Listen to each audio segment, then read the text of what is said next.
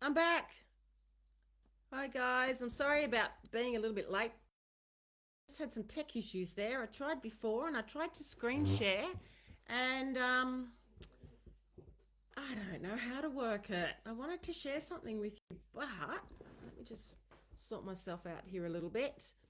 Um yeah, I can't work out how to do it. Let me just see if I can go down. I've got something I would really like to share with you, but oh, tech.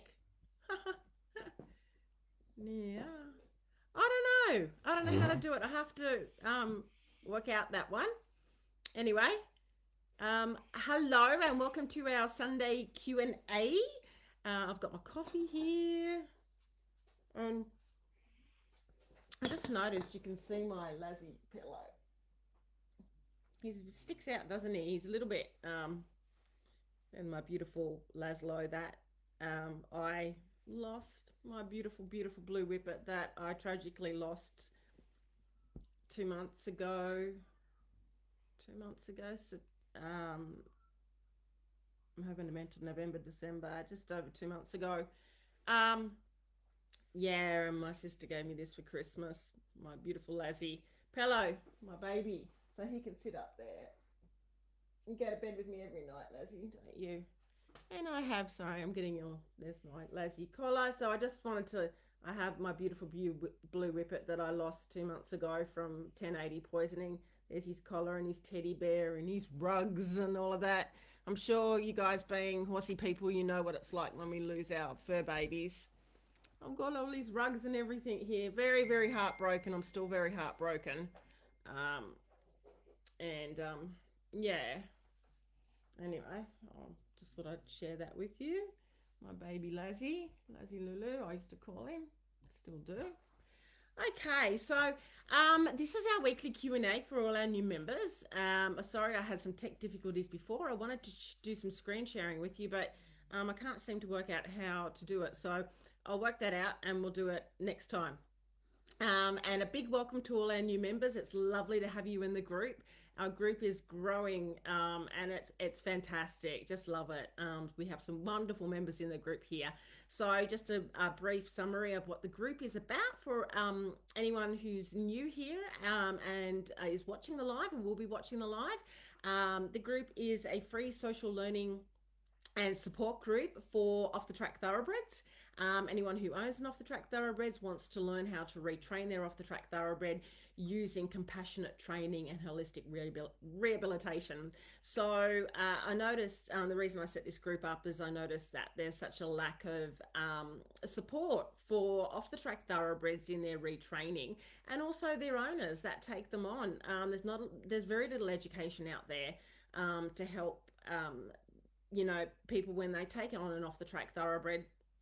Basically, what do you do? Where do you go? Mostly to educate people that they're different from other horses. Off the track thoroughbreds have come out of racing, obviously, and thoroughbred racing, and if they're a standard bred, but it's a completely different life than what you would expect of your horse in our equestrian and pleasure disciplines. So they enter racing at a very young age, and they're in racing until they retire, and then and depending if you've got your horse straight off the track or they've had, um, you know, a history, you still don't know whether the retraining has been correct if they've been retrained. So I think it's always really good to go back to basics, whether they've been fresh out of the track or they've been off the track for a while. Yeah, so the group is to educate people on off the track thoroughbreds, explain how they are different from other horses, and then to support you through the owning your off the track thoroughbred and progressing and being successful through retraining and just all horse management. I have worked in thoroughbred racing with thoroughbred racehorses in racing and out of racing, but in racing for over 17 years, nearly going on 18 years. I've just recently retired from track work as we've been riding track work daily for those 17 and a half years. I've worked for many different stables, including Gay Waterhouse was my first stable, who was a leading trainer in Australia in Sydney, and moved up and worked for provincial trainers and country trainers as well. So I've got a really in-depth understanding of thoroughbred racehorses. Also set up and ran my own racehorse spelling business for 4 years. And I've been retraining off the track thoroughbreds for over 10 years now. Yeah, so a little quick summary of who I am. Also very passionate about the welfare of thoroughbred racehorses in racing and out of racing.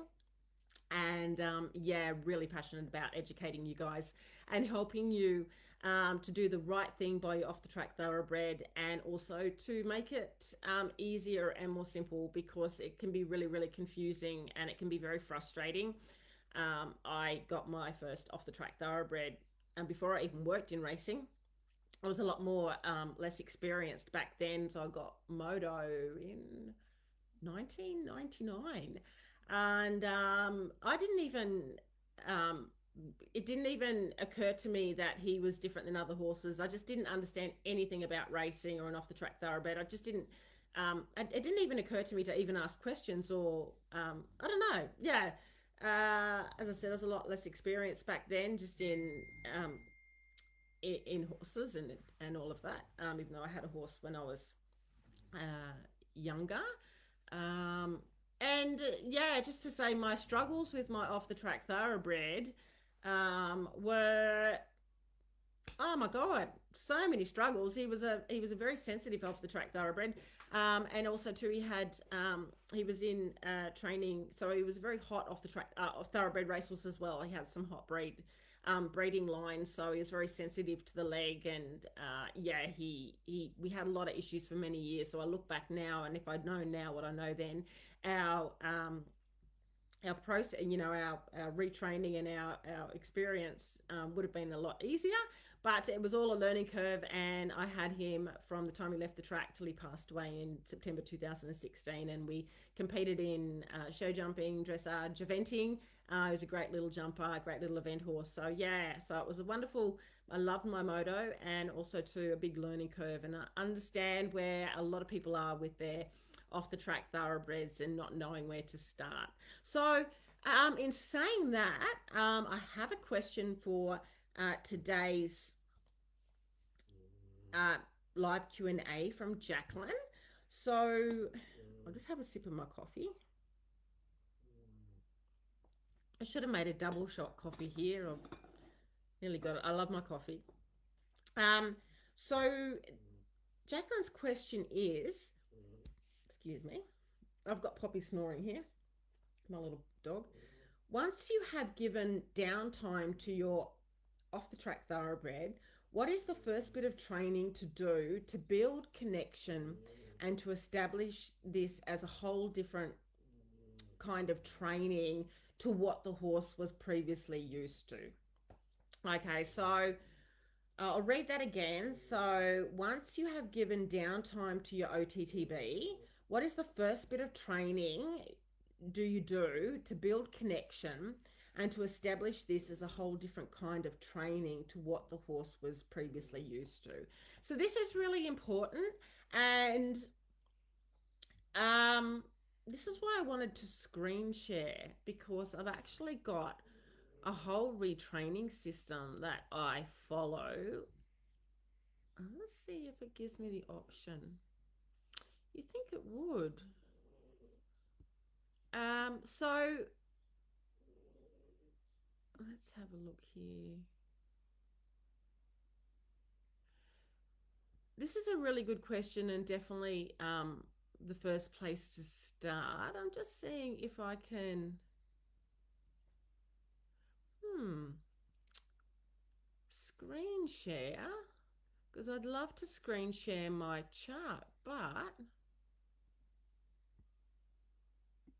sorry, I hope I don't. Oh wait, I might be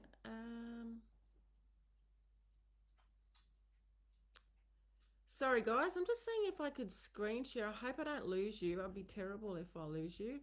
How frustrating.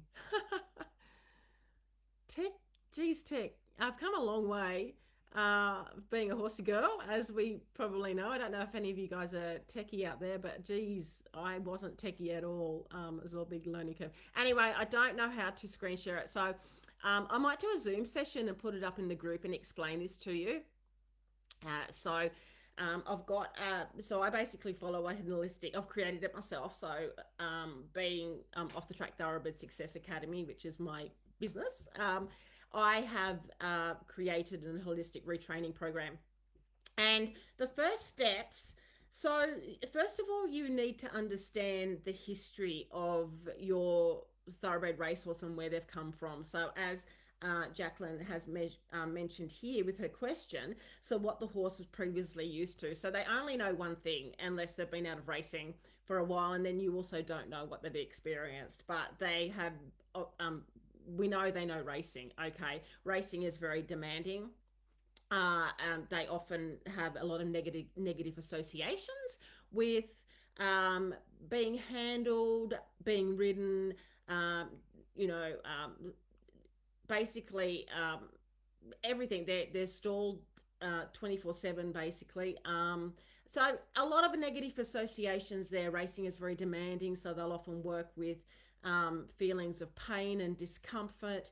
They often can have a lot of fear as well, because racing is so rush every morning. So track work is done, so it's a rush often in big stables, or even in small stables, to get your horses in and out to work. So instead of being able to relax and be calm and, you know, handling the horses in a very calm way, it's like, hurry up, tie that horse up, get the saddle on, get out, leg the jockey up or leg the track work rider up, out you go, come back, work, hop off, hose down, blast with the hose, pop in, go back in. It's a very you know, rush environment. And we have to remember that horses are very sensitive. They're very tuned into their environment. Being a prey animal, they're very aware of movements and everything and what's happening around. So you can imagine, and also we have to remember they're a flight animal, they're a fearful animal. So you can imagine how this affects racehorses. So when they come out of racing, often they're going to have a lot of negative associations and fearful associations with being handled, being ridden. And I always look at it as a bit of PTSD, post-traumatic stress disorder. Racing is very demanding, and then putting on top of that the ethology of the horse and how they're made, which is a prey and a fearful animal. And they have to deal with it. When they're in racing, they have to, well, I'm not going to say they have to deal with it. Well, they show, obviously, if you've got your cribbing, your wind sucking, all your conflict behavior problems, of how they deal with it, the crankiness, and then the pain associated with it, because nearly all racehorses will have ulcers. So there's a lot that they've gone through. So the first thing that you need to do, you've given them the downtime, which is great. Now, this is why I wanted to show you the start, because in your downtime, there's things that I recommend. So when you've got your Off The Track Thoroughbred and you're giving them a spell, you're letting them down after racing, I really like to address ulcers at that time, because bringing your horse into retraining, you want to make sure they're pain-free. So the first things that I would address, what I recommend addressing and what I teach in my retraining, is in their downtime address ulcers, because more than likely they will have ulcers. Address their diet, so getting their diet to a grain-free, and addressing their gut health. Okay, so they come from a very highly concentrated, high starch diet, and that mucks up the that causes a very acidic environment in their hindgut. They, as I said, they quite often have ulcers, which are very painful. So this is what I recommend in their letdown time before you actually bring them in for retraining. You want to have them, you want to know that before you start working them, and, you know, doing some retraining with them, that they are pain-free. And also I recommend a vet assessment as well. At some stage, just to go over them, to make sure that, you know, just a really good look, make sure they have any obvious lameness issues, and feet balance. But the feet balance can come in as you're starting to work with them. That's also something to address when they're letting down. Obviously, while they're out in the paddock pasture, you're going to have them trimmed So to look at rebalancing their feet, of course, more than often off the track thoroughbreds will have that long toe, low heel type of shape with their feet, and their feet having had shoes nailed on them for years, well, however long they've been in racing. And they have the flat soles, so it's once again, it's rehabilitation. As soon as you get your off the track thoroughbred, you want to look at having that that holistic approach of first rehabilitating and then having your horse as healthy as possible, and feeling good by the time that you bring them in and you start handling them. So you have you have the physical aspect, which is this is why I'll put it up in the group, because this is my whole program that I follow. You have the physical aspect of rehabilitation. You have the psychological. I don't know why I'm carrying my pen here. And you just feel like you're a teacher and you got your pen. You have the psychological. I'm pointing to the sky like my chart that I wanted to show you. I should have it printed out so I could hold it up. But anyway, I'll show you. And you have the psychological rehabilitation, which is what I'm going to go on to in a moment. So horses learn by association. They have incredible memories. So the memories that they have by being handled by people is going to be either positive or negative. So often in racing, it's negative because a rush environment. It's very demanding. Often the handlers are inexperienced, stable hands. So if a horse will react, say, being girthy or kicked out when being saddled, the horse will maybe get, yelled at, whacked, or an aggressive type of handling, which is going to create fear even more. The horse is kicking out or showing, wanting to turn around and bite, because that's how they express themselves. They're saying, I'm uncomfortable, I'm in pain. So next time the horse sees the saddle and, the trainer coming into saddle up, that association, I see the saddle, associates with fear, pain, stress. So horses learn by association. Then they'll see the person, the stable hand come, seeing that person is associated with fear, pain, stress. So horses learn by association. So a big part of retraining off the track thoroughbreds is the psychological aspect of their associations of fear and negativity with being ridden, being handled, being brushed. And we have to retrain the associations to we can never get rid of horses' memories. We can never get rid of their associations, especially associations with fear. They learn those really fast and they'll always stay there because that's their survival mechanisms. But what we can do is we can put the memories in the back. Okay, so they can go back and they can lie dormant where they're not triggered as we build on positive memories and positive associations on top of it. So just say your negative memory is here. So we put, as you start to interact with your off the track thoroughbred, always make sure that it is in a positive way. So you want them to always learn to associate you with as a positive experience, with calmness, with patience, and you put one positive experience, the next day another positive experience, another positive experience. So you're building up all these positive experience with handling your off the track thoroughbred. And so their memory and their associations are starting to add into their little library in their head of positive experience. Oh, I see that person. As soon as they come and get me in the field, I get a scratch on the wither. I start to relax. They give me a tidbit. I'm walked up to the stable, I'm not growled at or anything. So it's really important to be aware of every time you're handling your horse, to want them to associate you with pleasure, with positivity, with happiness. I mean, they're going to have the negative associations. So for instance, I have 19 of my own horses and 17 are off the track thoroughbreds. As I said at the beginning of my live, I've worked in racing and with thoroughbred racehorses in and out of racing for nearly 20 years or over 20 years when it comes to off the track thoroughbreds. But I know what they go through, and I'll just give an example. Many of my horses that I have, some have retrained, some I haven't even started, which is going to be great for you guys because I'm filming everything. And I'm going to film every single process of my horses as I go through their retraining process. And they're all different. So little Bindi, for instance. So little Bindi, she's so cute. I'm going to do a portfolio of all my horses and introduce them to you.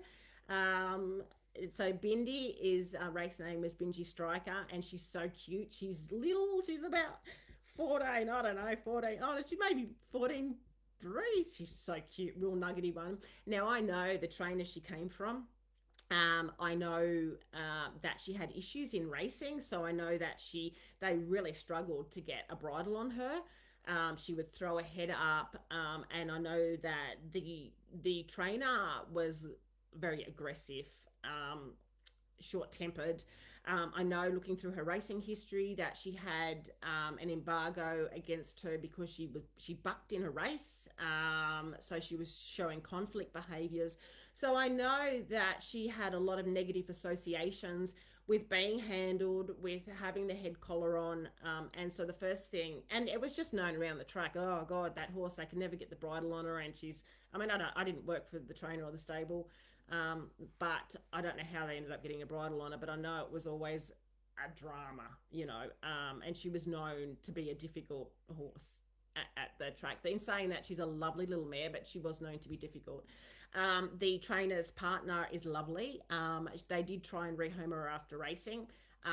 It's so hard to rehome off the track thoroughbreds, and she was concerned where she was going to go to. So with not having any success with trying to rehome her to a good home and worrying about where she went to, she asked me to if I could take her on, and I did. Which is mostly how I've taken on a lot of my off the track thoroughbreds. I've either ridden them track work. I've got 3 that have been rescued from Shep Meats slaughter. But going back to little Bindi, so having so many horses, so she's come out to me and she's spelled, and I haven't done much retraining with her yet, but she did. I know when I was moving that you just couldn't, as soon as you went to put your hand up, she just throw her head up to put a head collar on, throw her head up and take off. I couldn't even catch her. She was just really, really difficult. And she didn't want me to, as soon as she saw me in the paddock, she didn't want anything to do with me. She was like, I couldn't catch her. Okay, I couldn't actually catch her a lot of the time. And because I was working on other clients' horses or my other horses and riding track work at the time, so I was very busy. I hadn't actually done a lot with her. Just with the handling, so coming in to be fed, at that time I wasn't bringing them in. Oh yeah, I was bringing them into the yards every day. It's changed over time what I do depending on my situation and that, but sometimes I would call them in and open up the gates and they'd sort of wander in. But she was very difficult to get a head collar on and off.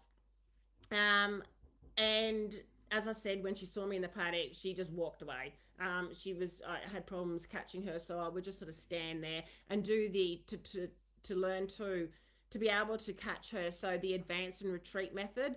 Okay, I did speak about that in a live. So you sort of see them stand there, and you sort of just they're running around. So you'll walk up to them and you try and stop before they run off. So I gradually got to be able to catch her. With the advance and retreat method. So what I did, as soon as I caught her, my first step. Sorry, this is a bit of a long way around answering your question, Jacqueline. Sorry, but I'll give an example. So this is because they're all individual. Your off the track thoroughbred maybe love being easy to catch and a real smoocher. So it's always very individual. But as you said, it's building this connection. So if Bindi, for example, had a negative association with handling with me, with people, like don't want anything to do with you. So as soon as I was able to catch her, and then the whole thing was difficult to get the head collar on, so I had to be careful not to get bashed in the head. But once she let me catch her, I would start. The first thing I would do is I go up and I would give her a scratch on the wither. So the first step that you want to do is to horses associate. They're very tactile. Now, this is another thing with thoroughbred racehorses, saying that horses are very tactile. Their heart rate lowers. They start to relax with mutual grooming and things like that. We do have an issue with off the track thoroughbreds because they've come out of racing where they actually become quite detached. They're taken away from their mother between 5 and 8 months of age. They're then individually, they'll go in, quite often they'll go into a yearling paddock depending on what they've gone through, or they might just come straight in from, well, they usually go into weanling paddocks, but then when they're yearlings, they get individually stabled, individually paddocked. So from a yearling onwards, their whole life is individual. They actually don't have any ability to be able to interact with each other unless they're lucky enough to be in a training stable where they can reach over yards, fences, something like that. Often that's not possible. There's bars or even walls. So that's very detrimental to equine welfare and health. They also affect them psychologically because they become detached. They don't like being touched because they've never had, they haven't had the ability to bond with their own, and therefore it's called detachment. Andrew McLean talks about it. So Andrew is the founder of Equitation Science International. He's teaches and he Equitation Science. He's amazing, and so he has some videos on detachment and how horses can be detached. This is very, very prominent in thoroughbred racehorses. So that in itself is an issue with off-the-track thoroughbreds, because then you have to go back and teach them to enjoy being touched. I won't go into that one because that's another story in itself, or another thing. But just say your horse, you found a scratchy spot. So with Bindi, for example, I went up and I found a little scratchy spot. So every time I interact with Bindi, I want her to associate me with a positive experience. I never growled at her. I never got cranky when she threw her head up or she ran away when I went to put the head collar on. I was just very calm, very, like trying to catch her at the start, I was very frustrated, but I didn't display it. And so she started to associate me with a positive experience, pleasure. Scratching on the wither is natural. Like they, as I said, it releases calming endorphins. So that's a great place. If you can find a scratchy spot with your horse, they're going to associate you with relaxation and, oh, that feels good. So I hope this makes sense. And then with Bindi, so then what happened? So she started to associate me with a positive experience. It didn't get rid of her, her fear of being touched and head collared and things like that. So then what happened is she injured herself quite badly. So then I had to bring her in, and wow, well, this was an experience. So then I had to treat her leg. Well, I couldn't even touch her leg. I couldn't get near her leg. So I had her aboard her in. She was okay to catch by now. Do you think I could pick up a leg and treat it? No. She tried to kick my head off.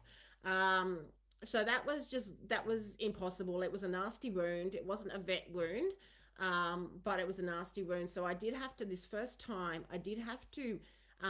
twitch her the first time to treat this wound. I only had to twitch her the first day.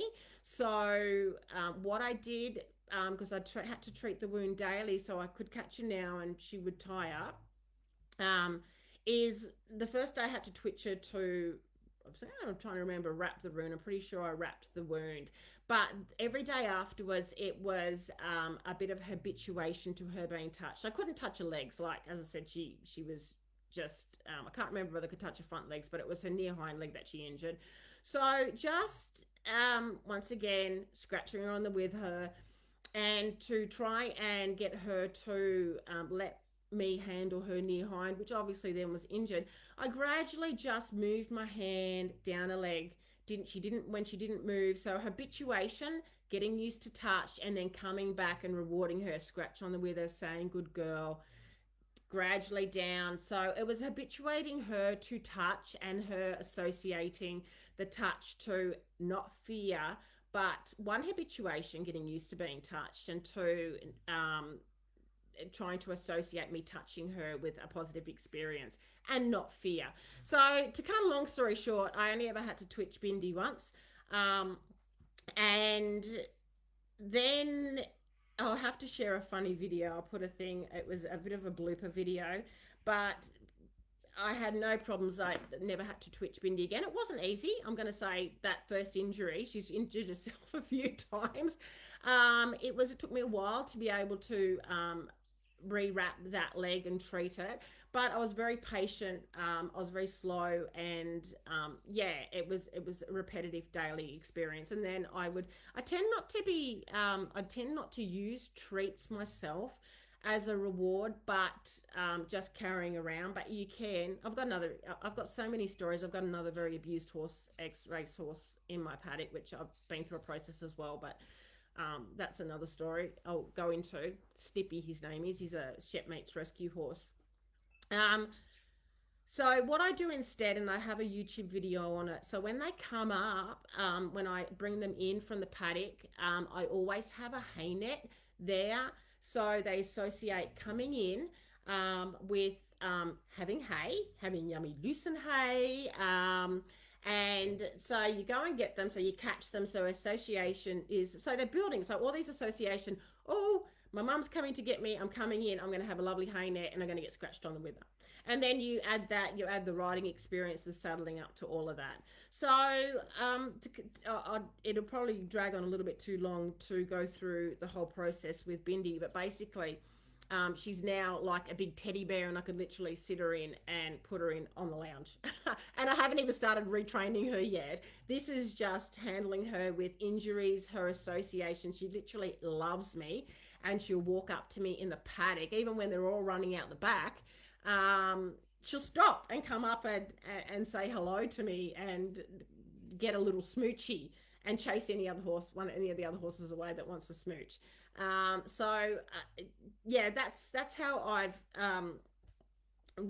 that's how it is you need to teach them to associate their experience from a negative experience to a positive experience. So to sort of go through some points of what to do, Jacqueline. So once you have given downtime, so once again, step one, in your downtime, make sure that I recommend getting them scoped for ulcers and treated for ulcers if need be, to take them off their grain diet and get them on a very high forage grain-free diet, and to treat to change their, they're going to have a very acidic hindgut, to get their digestive system nice and healthy.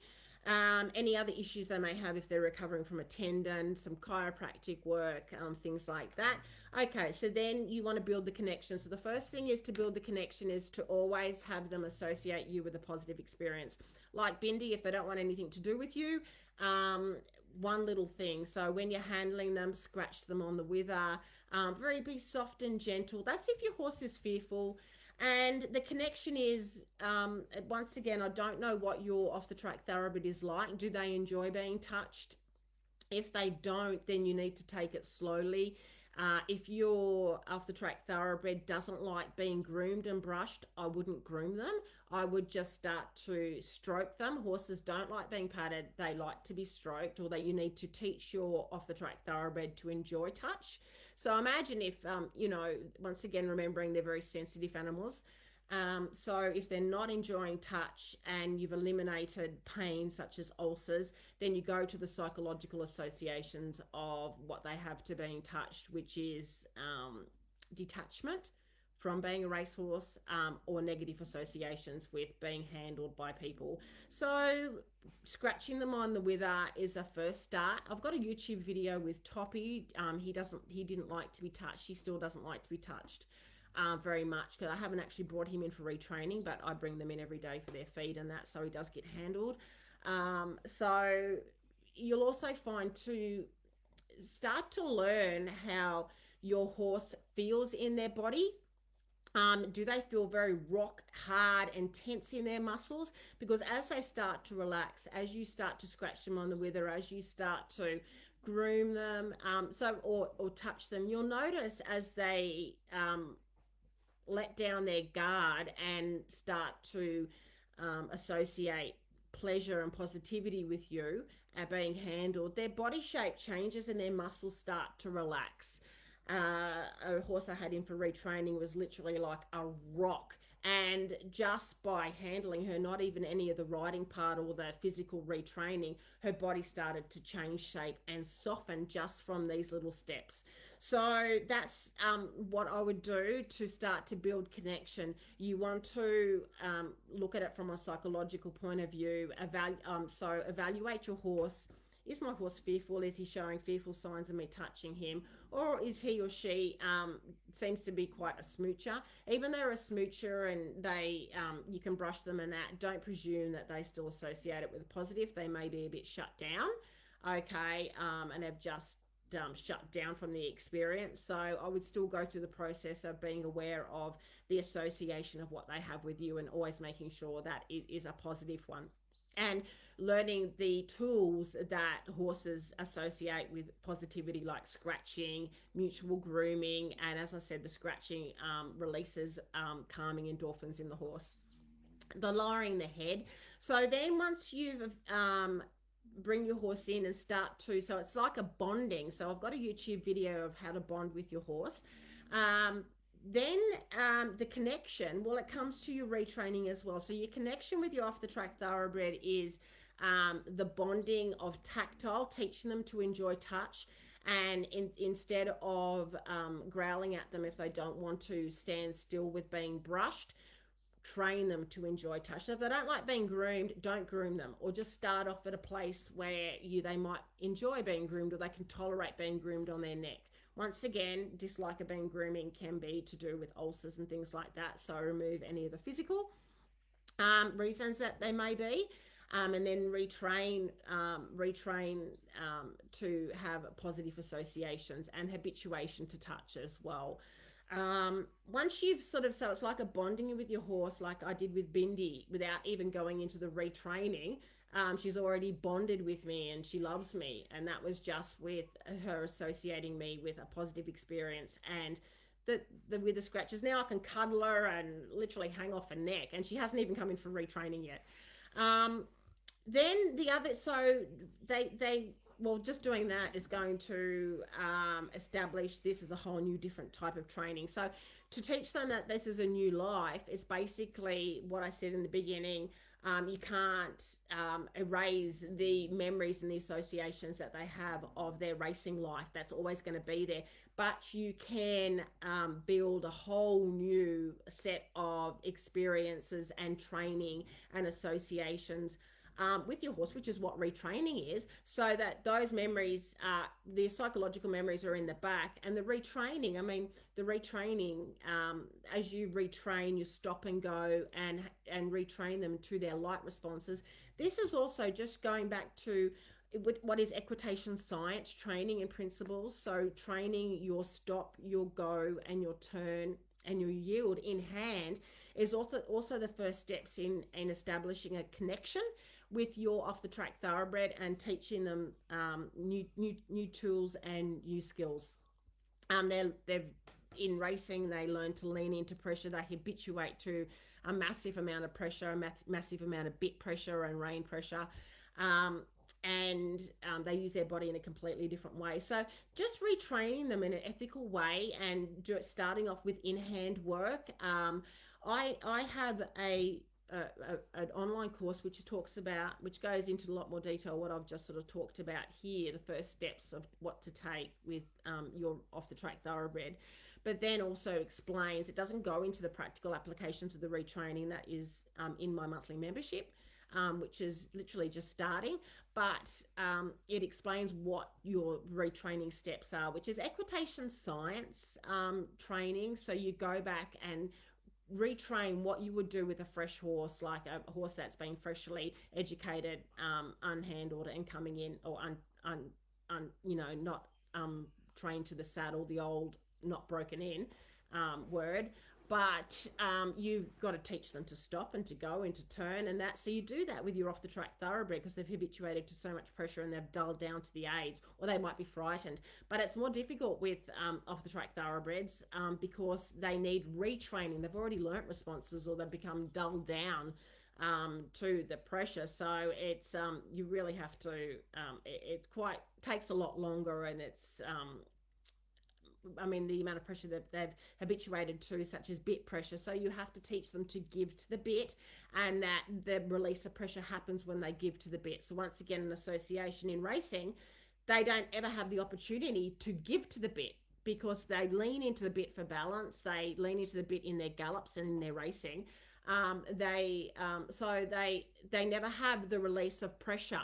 Okay, so they don't know that the pressure, that they haven't learnt that if they that they can't give to pressure for the bit. So you've got to teach them that they have the opportunity to have bit pressure relief to start with, and to learn as soon as you ask the pressure and they give, you release the pressure. So you have to retrain that in them.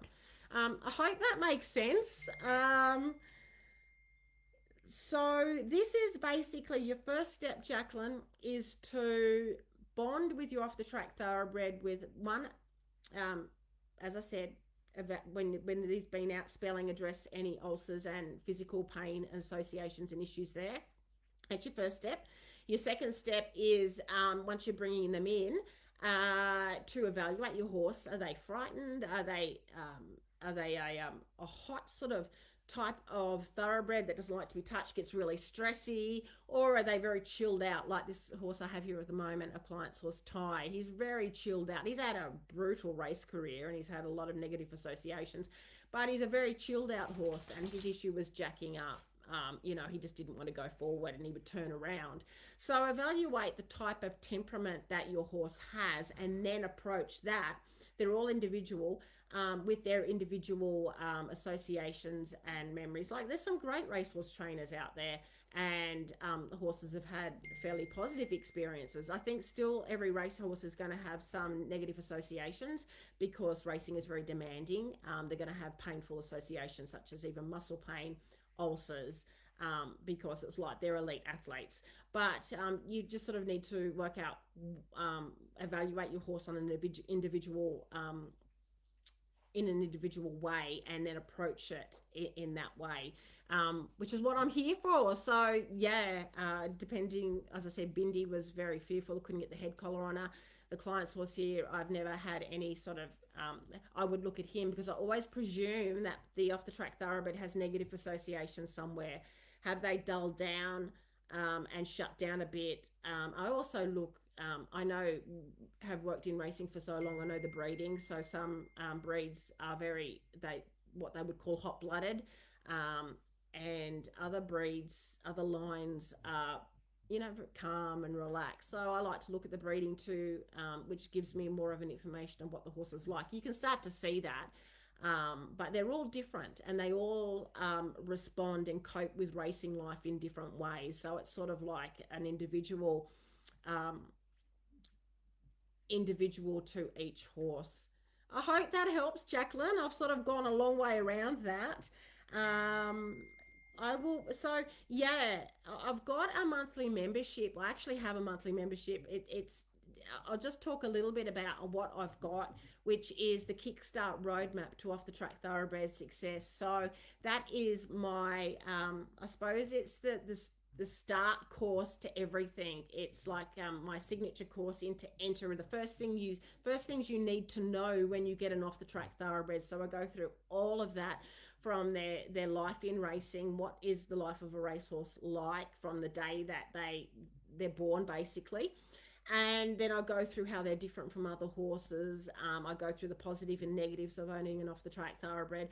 I go through the rehabilitation process, and the holistic approach, which is what will set you up for success with retraining.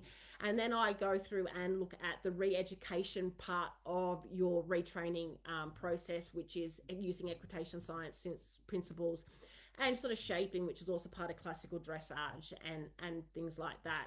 And that's in the Kickstart roadmap to off the track thoroughbred success. So the monthly membership is just come up.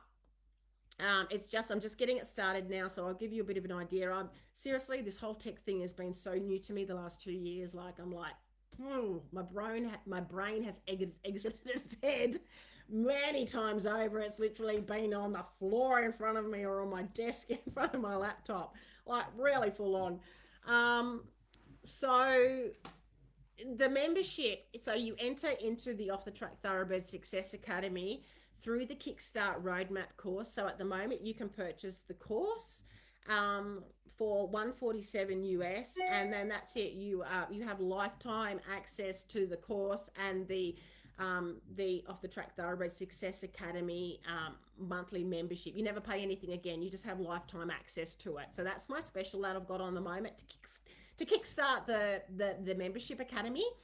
So you guys, the first founding members in the academy, get a bonus of just lifetime membership. Doesn't matter if it's 10 years down the track. You never have to pay anything again once you've paid that $147.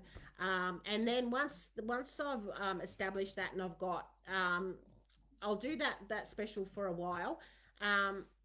Not sure how long yet. So if you're interested, let me know, and I'll give you the link to. It's in the announcement section of the group.